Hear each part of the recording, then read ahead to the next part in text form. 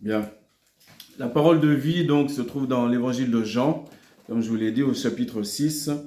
Et nous allons prendre directement à partir du verset 26. On va faire une lecture suivie, entre guillemets, commentée. Vous vous rappelez cet épisode où Jésus a multiplié les pains? C'est un de ses premiers miracles. Et on a vu effectivement la semaine dernière que le peuple d'Israël s'était arrêté à un moment donné dans le désert. Ils attendaient Moïse. Vous vous rappelez, dimanche dernier, ils attendaient Moïse pendant 40 jours, 40 nuits. Il a tardé, ils ont cru qu'il l'avait abandonné ou je ne sais quoi, et ils l'ont remplacé vite fait. Bon. Pourtant, ils ont eu aussi la manne, c'est-à-dire ce pain du ciel, la manne qui descend du ciel. Ils ont été nourris, ils ont bu l'eau qui sortait d'un rocher.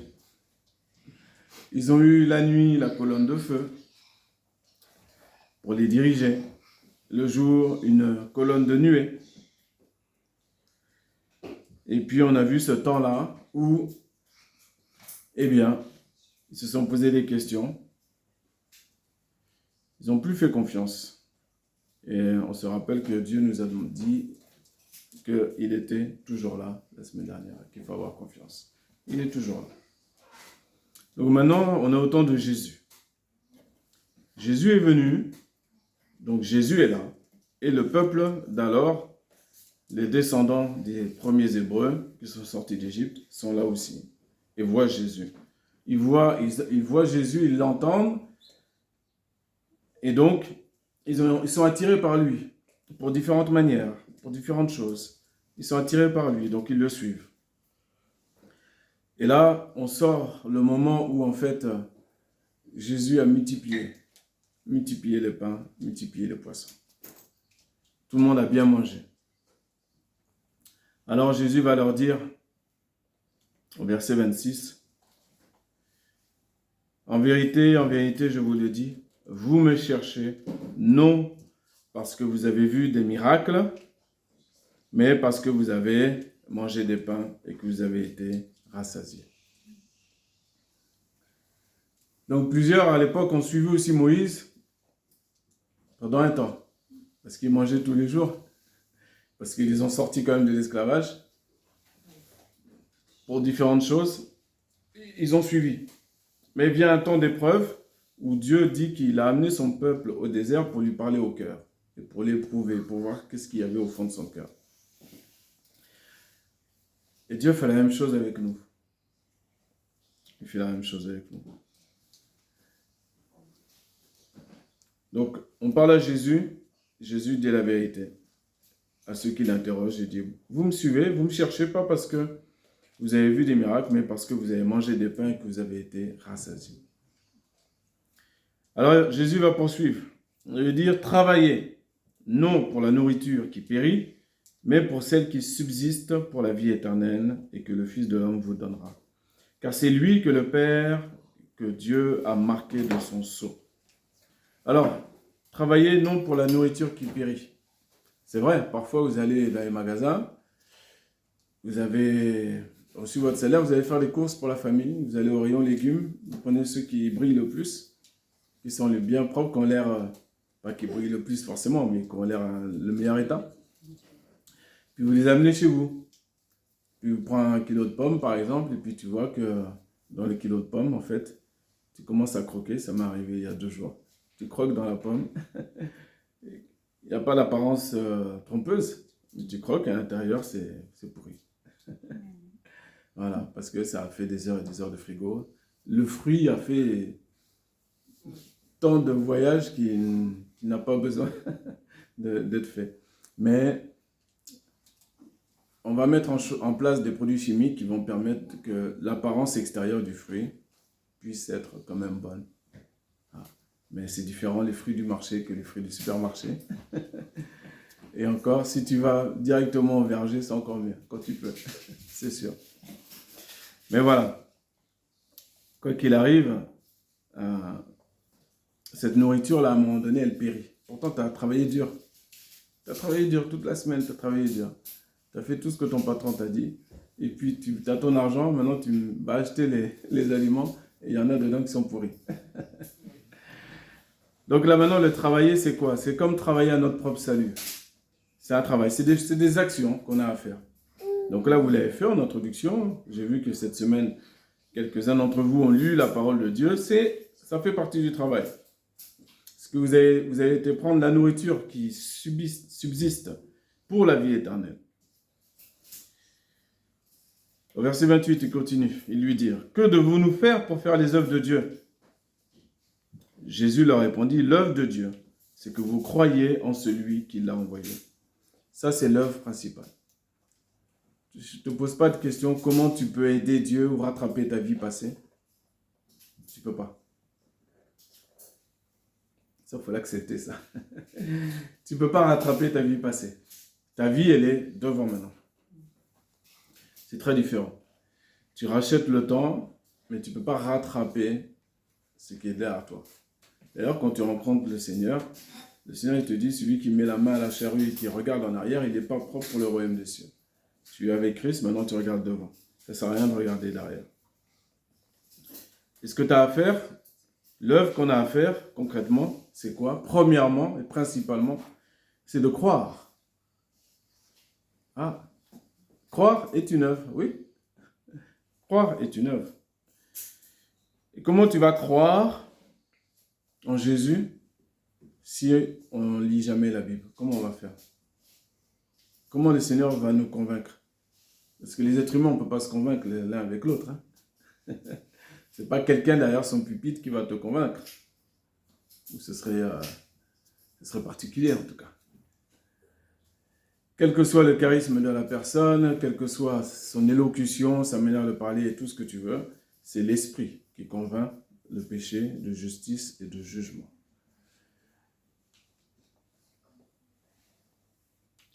C'est pour ça que c'est très important de lire, de manger littéralement la parole de Dieu. On continue. Quel miracle fais-tu donc? Lui dirent-ils. Donc ils sont encore dans les œuvres. Hein. Il faut faire quelque chose d'extraordinaire. Ils sont encore dans les œuvres. Quel miracle tu fais? Lui dirent-ils, afin que nous le voyions et que nous croyions en toi. Que fais-tu? Alors, je vous rappelle qu'il vient juste de multiplier des pains et de nourrir 5000 personnes, au passage. Mais on va lui demander encore de faire encore des choses. Bon, ce n'est pas suffisant. Est-ce que Dieu a besoin de faire des choses supplémentaires dans ta vie pour que enfin tu crois en lui, que enfin tu commences à marcher dans la droiture avec Dieu? Ou alors tu attends encore une dernière chose ultime que Dieu fasse pour toi? Verset 31. Nos pères ont mangé la manne dans le désert, selon ce qui est écrit. Il leur donna le pain du ciel à manger.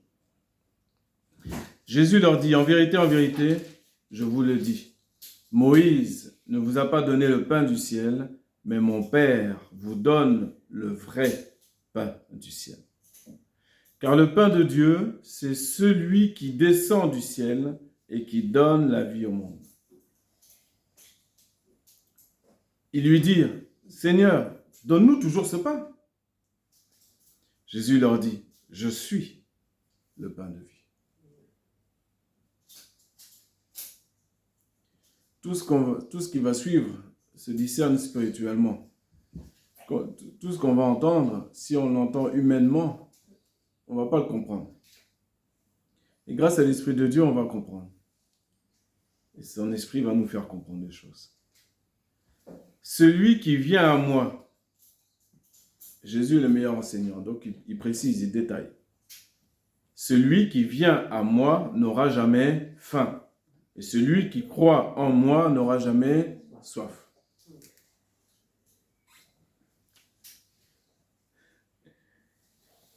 On voit que cette parole-là, si tu la lis, si tu la comprends humainement, c'est compliqué. Non? Il y a déjà là, même parmi vous, qui ont déjà soif. Commence à faire chaud. Hein? Et oui, moi aussi, j'aimerais bien prendre un verre d'eau. Donc de quoi on parle là? De quoi on parle? Il dit, mais je vous l'ai dit, vous m'avez vu et vous ne croyez point.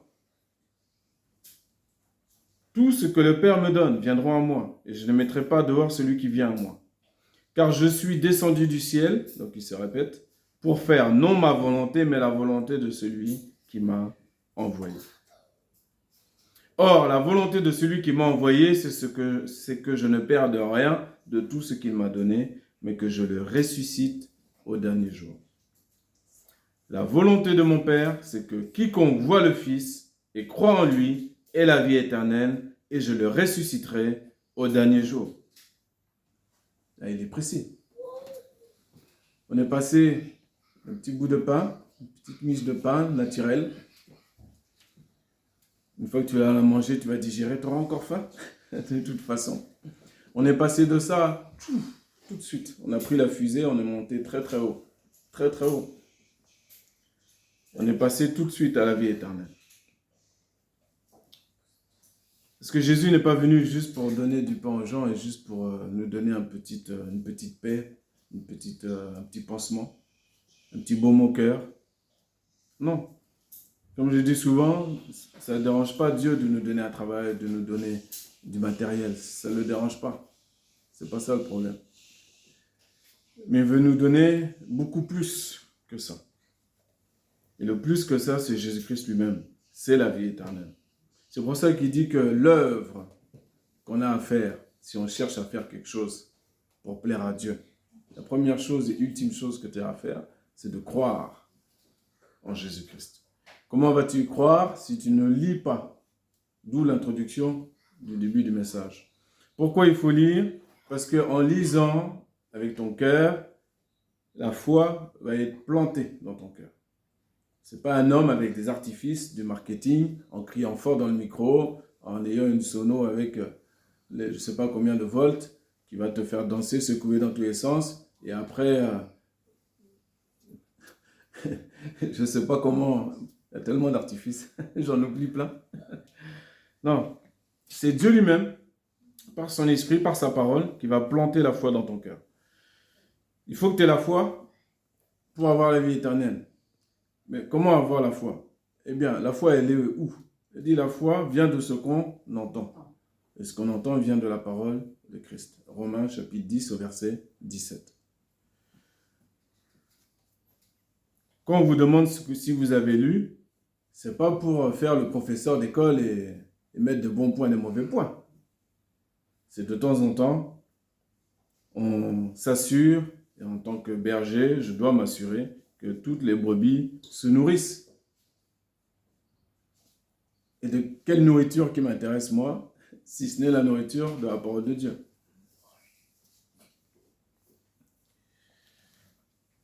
Si tu te nourris, si tu lèves ton cœur, si tu es humble, la foi est plantée dans ton cœur. Et au fil des semaines et des mois, comme par hasard, tu comprends mieux la Bible, tu comprends mieux ce que la personne enseigne derrière le pupitre raconte. Alors qu'au début, il y a des choses dont on ne comprend pas trop. Hein. On est poli, on a une écoute polie, on sourit, tout ça, mais il y a des choses, c'est normal, on ne comprend pas tout. Mais au fil du temps, 6 mois, 1 an, 2 ans, 3 ans, grâce à la persévérance et la régularité, eh bien, la foi commence à être plantée. Elle est plantée, elle ne bouge pas de ton cœur parce que tu fais, comme Jacques l'a dit, tu ne fais pas que écouter la parole, tu ne fais pas que lire la parole. Tu fais tes efforts pour la mettre en pratique. C'est ça qui scelle et qui grave la parole dans ton esprit, dans ton cœur. Et maintenant, si un voyou vient te voir pour te détourner de la Bible, qui vient en habit de lumière, avec un grand sourire, de bon extérieur, comme le fruit dont je vous ai parlé tout à l'heure, s'il veut te mettre une fausse doctrine, tout doucement, tu vas le repérer. Parce que la parole de Dieu est plantée dans ton cœur. Et comme dit le Seigneur, mes brebis entendent ma voix et elles me suivent. Elles n'écoutent pas la voix des étrangers. On continue. Or, verset 39. Or, la volonté de celui qui m'a envoyé, c'est que je ne perde rien de tout ce qu'il m'a donné. Dieu ne veut pas que tu sois perdu, mais que je le ressuscite au dernier jour. La volonté de mon Père, c'est que quiconque voit le Fils et croit en lui ait la vie éternelle, et je le ressusciterai au dernier jour. Les Juifs murmuraient à son sujet parce qu'il avait dit « Je suis le pain qui est descendu du ciel ». Et il disait « N'est-ce pas là Jésus, le fils de Joseph, celui dont nous connaissons le Père et la Mère? Comment donc dit-il « Je suis descendu du ciel » C'est vrai que ce n'est pas évident à comprendre. Ce n'est pas évident à entendre. Eh oui, comment? Ah, Jésus dit, verset 43, Jésus leur répondit, ne murmurez pas entre vous. Nul ne peut venir à moi si le Père qui m'a envoyé ne l'attire, et je le ressusciterai au dernier jour. Pour la plupart d'entre vous qui êtes ici, vous n'êtes pas ici parce qu'un être humain vous a attiré, mais parce que Jésus vous a attiré lui-même à lui. Verset 45, il est écrit dans les prophètes, ils seront tous enseignés de Dieu. Ainsi, quiconque a entendu le Père et a reçu son enseignement vient à moi. En vérité, quand Jésus était présentement avec les siens, toutes les paroles, toutes les prophéties des prophètes à son sujet étaient en train de s'accomplir sous leurs yeux. Mais ils ne le voyaient pas. Ils avaient des yeux, mais ils ne voyaient pas. Ils avaient des oreilles, mais ils n'entendaient pas. Ils avaient des cœurs, mais ils ne comprenaient pas ce qui était en train de se passer. Pourtant, ils allaient à la synagogue. Ça, il n'y a pas de souci. Surtout dans des temps là où tu as un ennemi étranger qui règne sur ton pays. Et bien, en général, les communautés restent entre elles, essaient de se serrer les coudes. Et donc, les rendez-vous de synagogue, on ne va pas les louper. Et à la synagogue, qu'est-ce qu'on lit? On lit la loi de Moïse. Mais tant que la loi est lue, le voile demeure sur leurs yeux, nous dit la parole. Et ce voile, il est ôté, il prend fin en Christ. C'est la raison pour laquelle Christ est venu, pour enlever le voile pour les Juifs, premièrement, et pour nous, deuxièmement. Verset 46. C'est que nul n'a vu le Père, sinon celui qui vient de Dieu. Celui-là a vu le Père. En vérité, je vous le dis, celui qui croit en moi a la vie éternelle. Le fait d'avoir la foi te donne la vie éternelle. T'inquiète pas, tes neurones ne peuvent pas comprendre. Ton cerveau ne peut pas capter. Comment ça, la vie éternelle? D'un coup, on me parle de la vie éternelle, d'un coup, on me parle, je le ressusciterai. Donc, je vais mourir. De quelle mort on parle? C'est ça la question. Ne t'inquiète pas, Dieu, il laisse rien en suspens, il explique tout. Continue. Je suis le pain de vie. Vos pères ont mangé la manne dans le désert et ils sont morts. C'est ici le pain qui descend du ciel, afin que celui qui en mange ne meure point. Je suis le pain vivant qui est descendu du ciel. Si quelqu'un mange de ce pain, il vivra éternellement. Et le pain que je donnerai, c'est ma chair que je donnerai pour la vie du monde. Quelle révélation! Là-dessus, les Juifs disputaient entre eux, disant, « Comment peut-il nous donner sa chair à manger ?» Eh oui, peut-être à cette époque, on aurait dit la même chose. Si on n'écoutait pas attentivement, si notre cœur était dur, si on n'était pas net, ou si on était simplement endormi, on vivait notre vie, voilà, en se disant, de toute façon, Dieu ne pense plus à nous.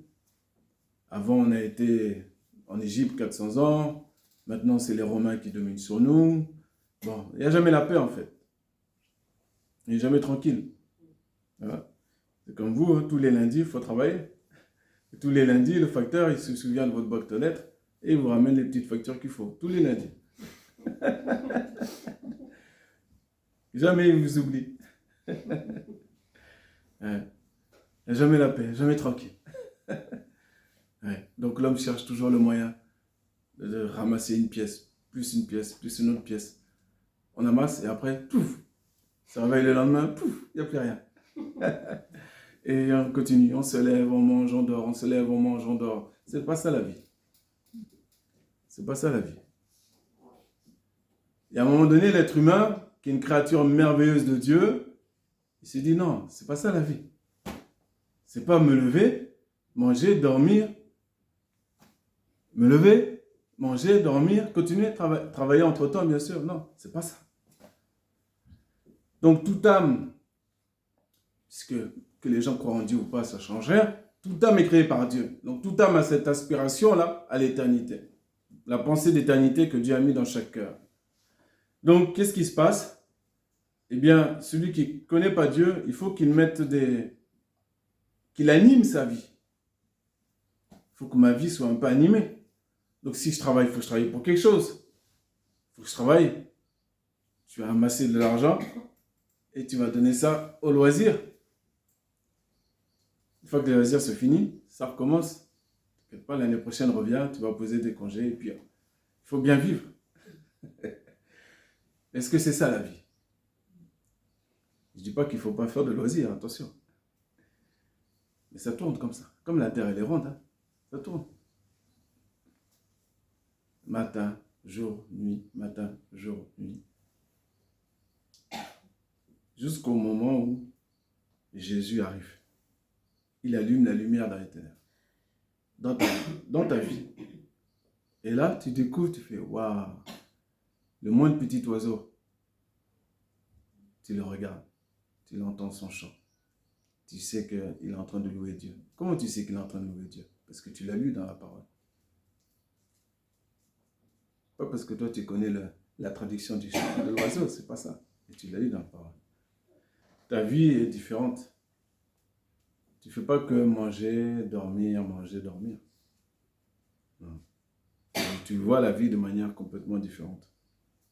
Et donc pour toi, les choses s'inversent. Les choses qui étaient prioritaires auparavant dans ta vie, importantes dans ta vie, deviennent complètement secondaires.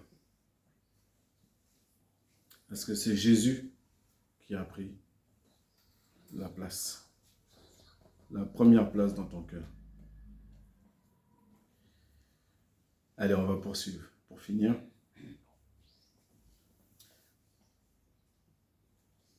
Au verset 53, Jésus insiste. Jésus leur dit, en vérité, je vous le dis, si vous ne mangez la chair du Fils de l'homme et si vous ne buvez son sang, vous n'avez point la vie en vous-même. Celui qui mange ma chair et qui boit mon sang a la vie éternelle et je le ressusciterai au dernier jour. Car ma chair est vraiment une nourriture et mon sang est vraiment un breuvage. Celui qui mange ma chair et qui boit mon sang demeure en moi et je demeure en lui.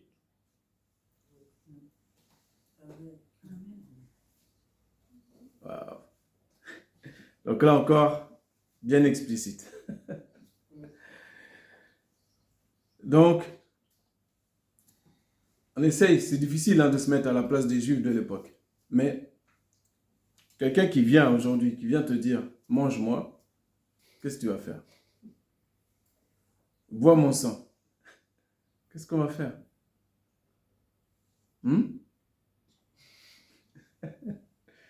Eh, tu vas pas lui dire, bah attends, je vais prendre du sel et du poivre, des épices, et puis on va essayer. Non. Non. Tu vas dire qu'il y a un problème. Donc Jésus insiste, il faut le manger. Il faut boire son sang. Donc on voit que là, on est dans une notion qui nous dépasse. Et c'est une bonne chose que cela nous dépasse. Car ce n'est pas par l'intelligence, par l'intellect qu'on suit le Seigneur, c'est par la foi. Et comme je dis souvent, le Seigneur, il ne veut pas qu'on soit complètement bête. Hein. Bien sûr qu'il veut qu'on comprenne les choses. Mais c'est premièrement par la foi. Donc parfois, il y a des paroles que tu vas lire dans la Bible qui vont te choquer. Tu ne vas pas comprendre dès le premier coup. Tu vas dire, pourquoi Dieu fait ça? Pourquoi Dieu parle comme ça? Pourquoi et pourquoi et pourquoi? Comme si tu vas voir que tu auras des réactions comme si toi, tu avais créé la terre, le ciel, la mer et tout ce qui s'y trouve. Et toutes les galaxies de tous les cieux. Et que tu vas donner des conseils à Dieu pour lui dire, quand même, là, pour Gaza, tu exagères un peu, tu devrais faire comme ça. Et puis là, pour Damas, c'est pas gentil, ceci, cela. Comme si on avait la grande connaissance de tout. Alors que non. Et quand tu restes dans l'expectative, tu as un cœur humble. Quand tu ouvres la Bible, c'est la Bible qui t'enseigne. C'est pas l'inverse. C'est pas toi qui vas chercher de l'enseignement, qui vas chercher l'instruction qui est déjà dans ton cœur. Tu ouvres la Bible, tu passes du temps avec le Seigneur et le Seigneur t'enseigne. C'est dans ce sens-là. Toujours. C'est pas l'inverse. D'ailleurs, ceux qui sont dans ce sens-là grandissent plus rapidement, ont une meilleure croissance que les autres. C'est pour ça que vous pouvez rencontrer des gens qui connaissent la Bible, pas par cœur, mais presque, mais qui ne marchent pas avec Dieu. Oui, c'est triste. Hein? D'ailleurs, vous discutez avec eux même juste 5 minutes, vous sentez, vous voyez bien que Dieu n'est pas là. Comment on peut connaître tant de versets et mettre Dieu à la porte de sa maison, la porte de son cœur? C'est compliqué. Alors, Jésus continue. Verset 57. Comme le Père qui est vivant m'a envoyé et que je vis par le Père, ainsi celui qui me mange vivra par moi. C'est ici le pain qui est descendu du ciel. Il n'en est pas comme de vos pères qui ont mangé la manne et qui sont morts. Celui qui mange ce pain vivra éternellement. Jésus dit ces choses dans la synagogue enseignant à Capernaum. Plusieurs fois vous avez entendu depuis le début de la lecture la vie éternelle, vivre éternellement. Je les ressusciterai au dernier jour. Tout ça, le pain de vie. Ça, c'est les paroles de Dieu. C'est la vie, c'est la paix, c'est la bonté, c'est la résurrection. Ça, c'est Dieu.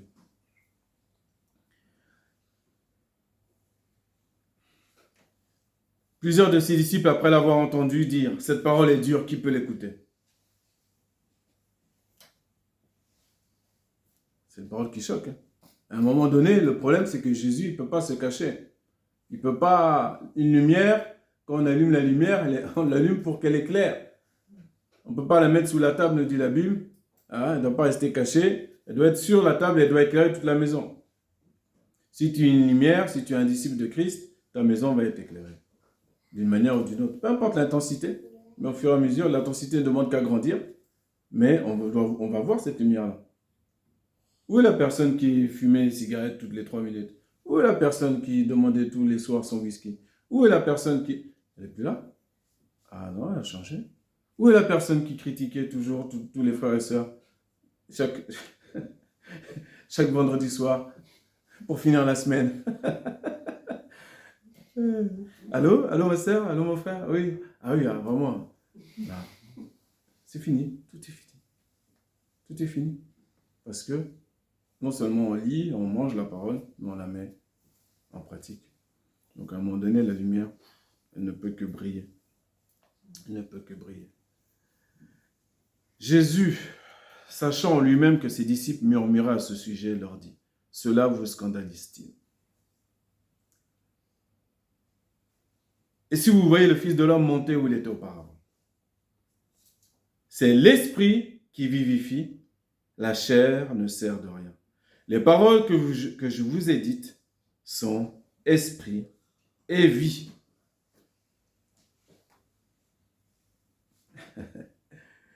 Vous voyez? Je répète.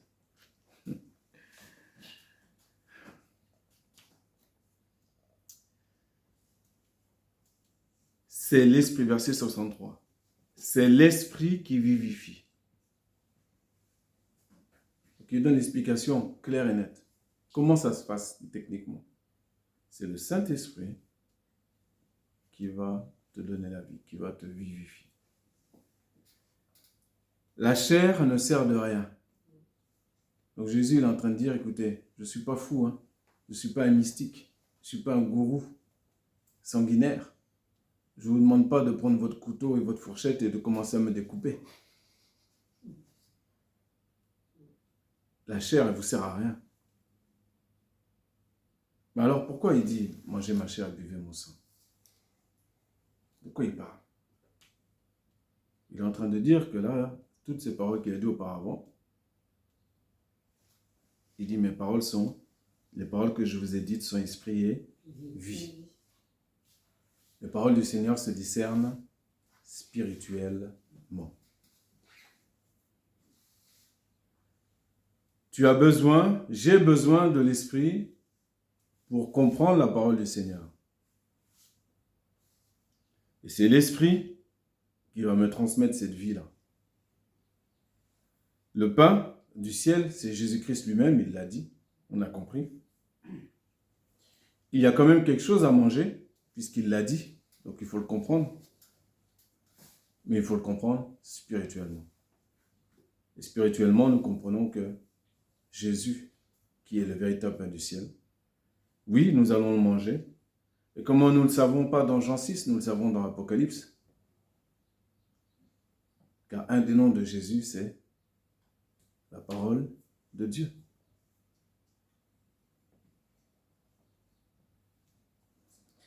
C'est la parole de Dieu. Quand tu manges Jésus, quand tu écoutes Jésus, quand tu mets sa parole en pratique, eh bien, tu as la vie en toi-même. Jésus demeure en toi. C'est pour ça que il est hors de question pour ton ennemi, l'ennemi de ton âme, il est hors de question que tu passes du temps avec Dieu, avec sa parole, avec Jésus. Que tu peux manger toutes sortes d'autres choses, ça c'est pas un souci, jusqu'à devenir obèse. C'est pas un problème, obèse spirituellement, je parle. Mais passer du temps avec Jésus, c'est hors de question pour lui.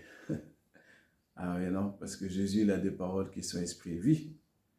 Il a des paroles qui visent juste, qui te concernent principalement, précisément dans ta vie. Chaque fois que tu lis les évangiles et que tu entends Jésus parler, ça résonne dans ton cœur. Il parle 10 fois mieux que ton pasteur, 10 fois mieux que des pasteurs invités ou d'autres invités qu'on inviterait encore, qui seraient différents, chacun sa personnalité, son langage, son tic de langage, son chant, ses mimiques, ses tics. Non, là on parle de Jésus. Là ça n'a rien à voir. Ça n'a rien à voir, on voit que c'est différent. Quand tu ouvres la Bible, tu lis les évangiles, et que tu vois les personnes qui parlent avec Jésus et les réponses que Jésus donne, tu vois bien que là, il y a quelqu'un de différent. Là, on voit qu'il y a quelqu'un qui est à un autre niveau. Et ça vaut le coup. Et je nous encourage. L'été approche, ce temps de dispersion où le diable a placé tous les ans. Ça tourne en rond, ça aussi. Il a placé ses petites astuces tous les ans pour détourner le peuple de Dieu de sa parole. Il a plein d'astuces, il ne faut pas s'inquiéter. Donc oui, on peut faire des loisirs, oui, on peut aller en vacances, bien sûr. Il y a des églises partout dans toute la France. Si tu vas aller à l'étranger, il y a des églises aussi. Même si tu ne comprends pas la langue, va chercher une église. Juste être dans la présence de Dieu. Ne lâchez jamais Dieu. Si vous ne pouvez pas, eh bien, vous prenez un temps dans votre mobil-home, dans votre villa, je ne sais où. Tu prends la Bible, tu passes un temps avec ta famille. Au moins 1 heure. Et on se nourrit de la parole de Dieu. Et on se renforce. En se nourrissant, on se renforce d'une manière mais extraordinaire. Vous ne vous rendrez même pas compte qu'au fur et à mesure, vous allez devenir véritablement une nouvelle créature. Car si quelqu'un est en Christ, c'est une nouvelle créature. Les choses anciennes sont passées. Voici, je fais toutes choses nouvelles. Donc, ne regarde pas ce qui est derrière. Derrière ne revient pas. Ce qui compte, c'est aujourd'hui et demain. Derrière ne reviendra jamais. Ce qui compte, c'est aujourd'hui et demain. Le derrière, ça, c'est pour le diable. Le diable, lui, il veut te ramener en arrière. Ça, c'est pas un problème. C'est son travail. Et toi, tu regardes devant, toujours. Gloire à Dieu.